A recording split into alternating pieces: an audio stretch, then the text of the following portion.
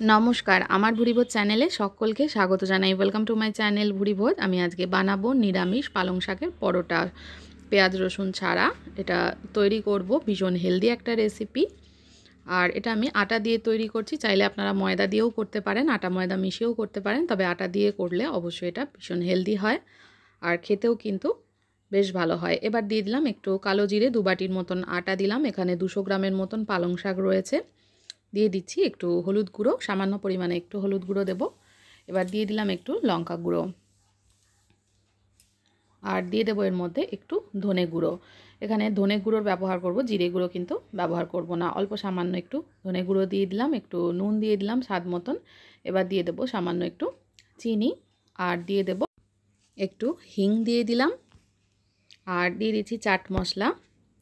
এবার দিয়ে দেব সাদা তেল। সাদা তেলের জায়গায় আপনারা সর্ষের তেলও ব্যবহার করতে পারেন। যে কোনো শাকের পরোটা কিন্তু সর্ষের তেল ময়াম দিয়েও খেতে ভালো লাগে।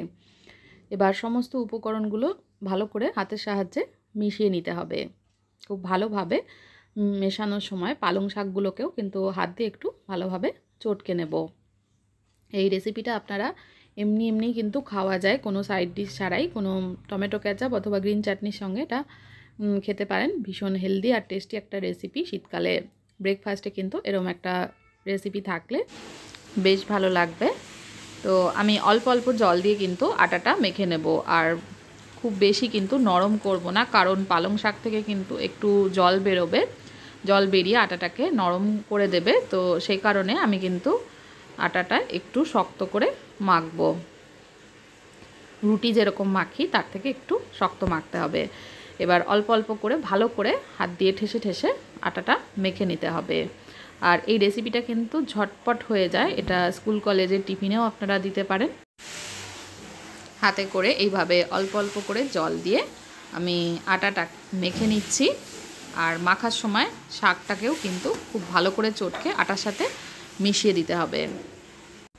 মাখতে মাখতে দেখুন আটাটা কিন্তু অনেকটা নরম হয়ে এসছে। এর মধ্যে আরও একটু আটা আমি মেশাবো, সামান্য একটু আটা মেশালে যে হাতে লেগে যাচ্ছে এটা কিন্তু আর লাগবে না।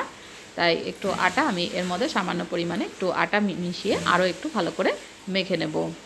আটাটা মাখা হয়ে গেছে। এবার ঢেকে এটা 15 মিনিট মতন রেস্ট করতে দেব। 15 মিনিট পরে ফিরে এসেছি। এবার এগুলোকে বেলে নেব। দেখুন এটাকে একটু হাতের সাহায্যে এরকম গোল গোল পাকিয়ে নিচ্ছি। আর এই পরোটা কিন্তু একটু মোটা হয়, তাই লেচিটা একটু বড় করে কাটতে হবে। একটু বড় বড় লেচি কেটে নিয়ে তার মধ্যে একটু আটা মিশিয়ে হালকা হাতে বেলে দেবো। খুব প্রেস করার দরকার নেই।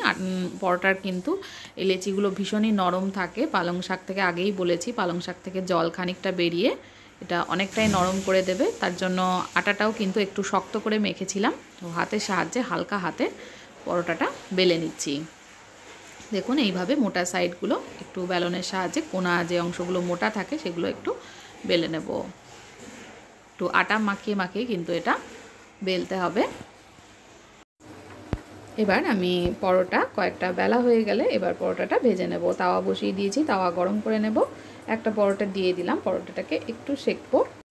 এবার আমি এর চারধারে একটু তেল দিয়ে দেবো। চাইলে এটা আপনারা সর্ষের তেলেও ভাজতে পারেন। সর্ষের তেল দিয়েও কিন্তু পালং শাক বা মেথির পরোটা এগুলো খেতে ভালো লাগে। এবার ওপর দিয়ে একটু গোলমরিচের গুঁড়ো ছড়িয়ে দিলাম। আটাটা মাখার সময় অল্প লঙ্কার গুঁড়ো ব্যবহার করেছিলাম, আর এখন ওপর দিয়ে একটু গোলমরিচের গুঁড়ো দিয়ে দিলাম। চাইলে আটা মাখার সময় আপনারা কাঁচা লঙ্কা কুচিরও ব্যবহার করতে পারেন। গোলমরিচের গুঁড়োটা দিয়ে এটাকে ভেজে নিয়েছি। দুটো দিকই খুব ভালো করে লালচে করে ভেজে নিয়েছি। ফ্লেমটা মিডিয়ামে রেখে পরোটাগুলো ভেজে নিতে হবে। এবার আরও একটা দিয়ে দিলাম। এইভাবে এটাকে উল্টে নিলাম। উল্টে দুটো পিঠই বেশ লাল করে ভেজে নিতে হবে।